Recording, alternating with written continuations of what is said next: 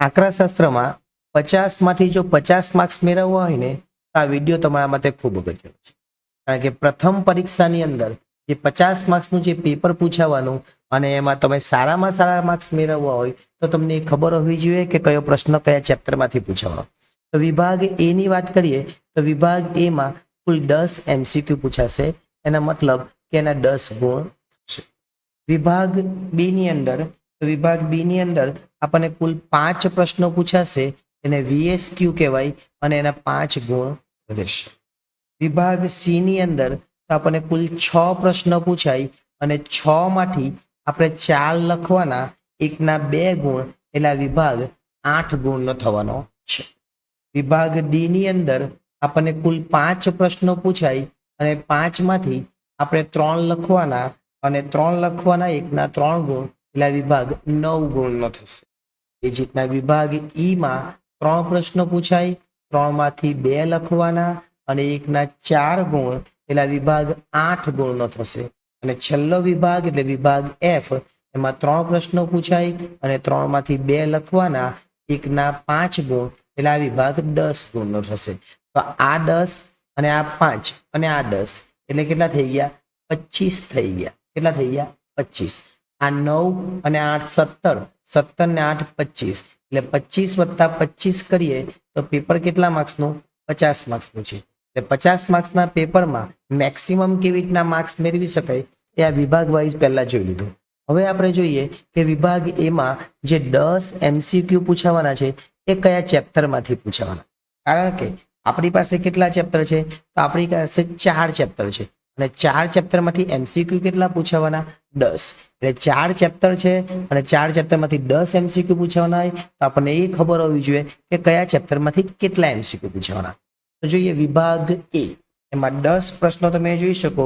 તો chapter number 1 જે છે એ ચેપ્ટર નંબર 1 માંથી પહેલા 2 પ્રશ્નો, એટલે પહેલો પ્રશ્ન પર ચેપ્ટર નંબર 1 માંથી અને બીજો પ્રશ્ન પર ચેપ્ટર નંબર 1 માંથી.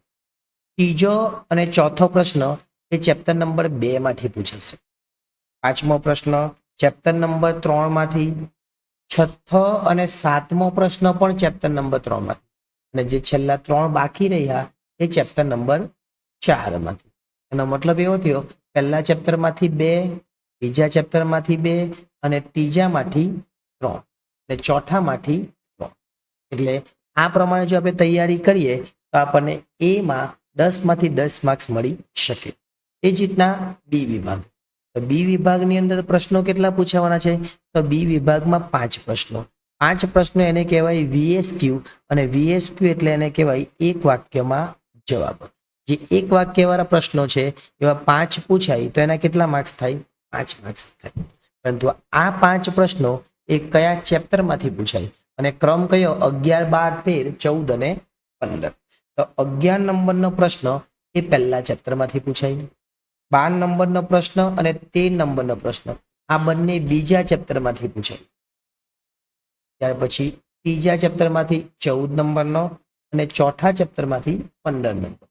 એટલે જે બીજું ચેપ્ટર છે એમાંથી 2 VSQ આપણને પૂછાશે. કેટલી વાર કદાચ પેપર સેટર કદાચ પહેલા ચેપ્ટરમાંથી બી પૂછી કાઢે, પરંતુ આપણે બધા ચેપ્ટરની તૈયારી કરીએ તો આપણને મુશ્કેલી થવાની નથી. એ જ રીતના વિભાગ સી ની અંદર કુલ આપણે આગળ વાત કરીએ પ્રમાણે 6 પ્રશ્નો પૂછાવાના અને 6 માંથી લખવાના કેટલા? તો 6 માંથી 4 લખવાના છે. એક પ્રશ્નના કેટલા? તો એક પ્રશ્નના 2 માર્ક્સ છે, એટલે કે 2 ગુણ છે. અને જો 4 પ્રશ્નો પૂછાય, એકના 2, એટલે આ વિભાગ એ 8 ગુણનો થવાનો છે. અને આ 8 માર્ક્સ આપણા માટે ખૂબ અગત્યના કહેવાય, કારણ કે ટૂંકા દાખલાઓ આપણને પૂછાશે. હવે 6 ટૂંકા દાખલાઓ પૂછવાના. આપણે લખવાના કેટલા છે? 4. પરંતુ આપણને એ ખબર હોવી જોઈએ કે 4 ક્યાંથી પૂછાય. આ 6 જે પ્રશ્નો છે એ ક્યાંથી પૂછાવાના?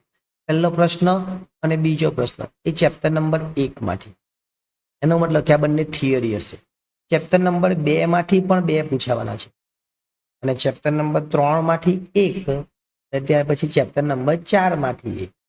એટલે કે 3 ને 4 માંથી 1 અને 1 ને 2 માંથી 2. આ રીતની આપણે તૈયારી કરીશું. ત્યાર પછી વિભાગ ડી તરફ આગળ વધીએ. વિભાગ ડી ની અંદર આપણને કુલ 5 પ્રશ્નો પૂછાય અને આ 5 માંથી આપણે 3 લખવાના. 5 માંથી 3 લખવાના, એકના કેટલા ગુણ?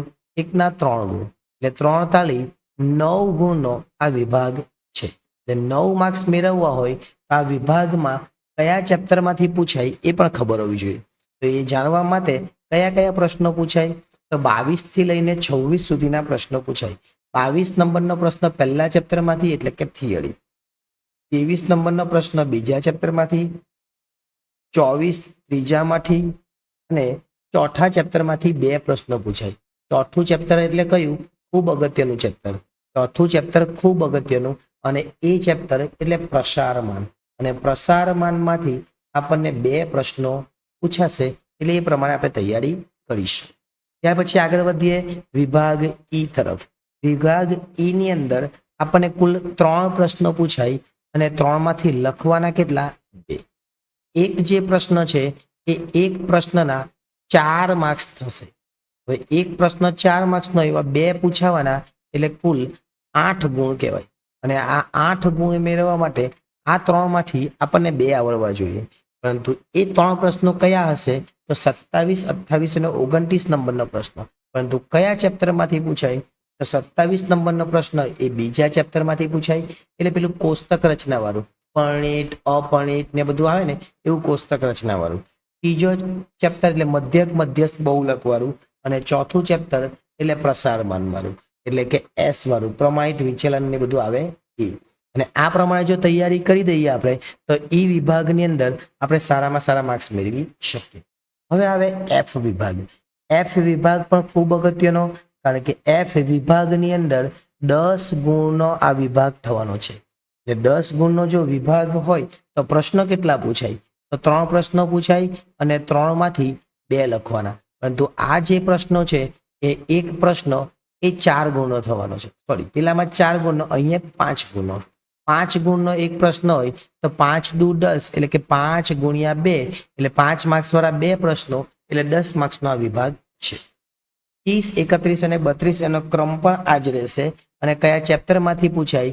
તો મધ્યસ્થ અને બહુલક એટલે કે ત્રીજા ચેપ્ટરમાંથી 2 પ્રશ્નો પૂછાય અને એક પ્રશ્ન આપણને ચોથા ચેપ્ટરમાંથી પૂછાય. અને આ રીતની આપણે તૈયારી કરી દઈશું તો આપણે 50 માંથી 50 સરળતાથી લાવી શકીશું. હવે વિગતવાર આપણે એ જોવાનું છે કે કેટલા માર્ક્સનું ઓપ્શનમાં પૂછાવાનું. ખરેખર આપણે અત્યારે જોયું તે શું હતું? આપણને એ ખબર પડી કે આપણે કેટલા માર્ક્સ લાવી શકીએ અને ક્યાંથી પૂછાવાનું. હવે ઓપ્શન સાથે કેટલા માર્ક્સનું? તો ઓપ્શન વગર 10 માર્ક્સનું અને ઓપ્શન સાથે પણ 10 માર્ક્સનું વિભાગીયમાં. ઓપ્શન વગર 5 માર્ક્સનું અને ઓપ્શન સાથે પણ 5 માર્ક્સનું છે.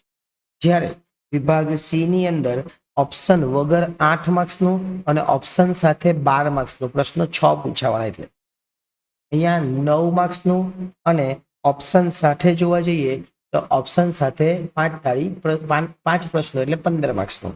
ઓપ્શન વગર જોવા જઈએ તો 8 માર્ક્સનું, ઓપ્શન સાથે 12 માર્ક્સનું. ઓપ્શન વગર 10 માર્ક્સનું અને ઓપ્શન સાથે 15 માર્ક્સનું.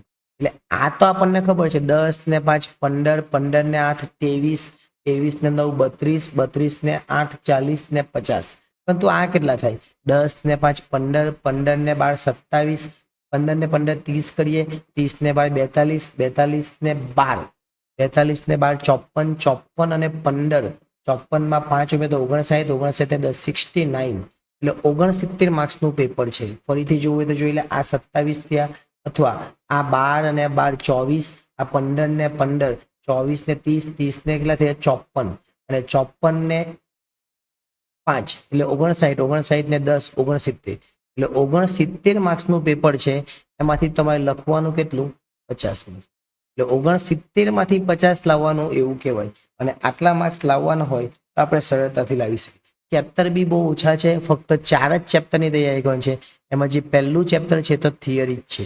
બીજામાં બી ઘણી ખરી થિયરી છે, દાખલા ઓછા છે. એટલે મેઇન ચેપ્ટરની વાત કરીએ તો ત્રીજું અને ચોથું ચેપ્ટર. આ ત્રીજું ને ચોથું જે ચેપ્ટર છે ને એમાંથી મેક્સિમમ માર્ક્સનું આપણને પૂછાશે.